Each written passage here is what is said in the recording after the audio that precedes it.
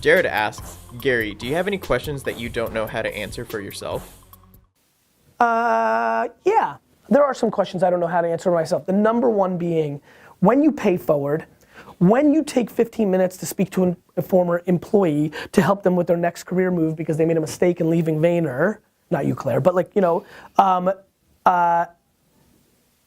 I question if all this paying forward, doing the right thing, will I one day, when I'm not at the height of my power and execution, or when I run out of time and don't achieve the things that I should have achieved, or will I recontext and say, cool, I made these things, but I'm also a great person and everybody showed up to my funeral. Like, I'm always wondering, will I ever have a moment where I become bitter or regretful of the disproportionate amount of non-value for me things that I do, and the question really becomes, which one am I more full of shit on? That I want to buy the New York Jets or that I want everybody to show up to my funeral? I have two very opposing pulling actions in my life, which is I want to be this very likable, noble, great dude that everybody talks about at the dinner table. I want all of you. I literally, this is so sick. I desperately want the three of you to like tell your grandchildren about this great man that you worked with. I mean it, I really do.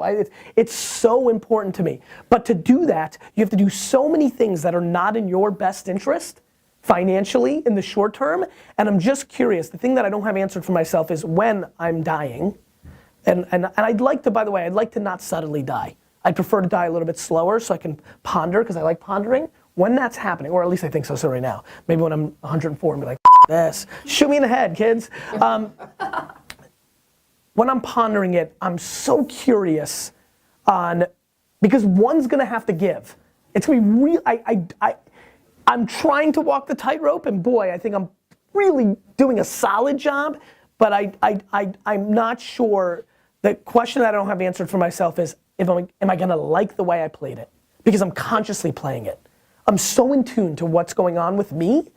Am I gonna look back and be like, good job? Because every time, I just turned 40, I look back at 20 to 30, I look back at the 30 to 40, and I guess that's what I'll probably always do, because it's pretty consistent now, is there's a lot of good, there's things you nitpick. I'm sure everybody does that. The regrets, can I minimize the regrets? Because I think having regret is the most unfortunate thing. Meeting a 70, 80, 90, 100-year-old who regrets that they didn't have more fun, didn't spend more time with their family. That's the cliche one, but you'd be surprised how many people regret not doing more for themselves. So, I don't know.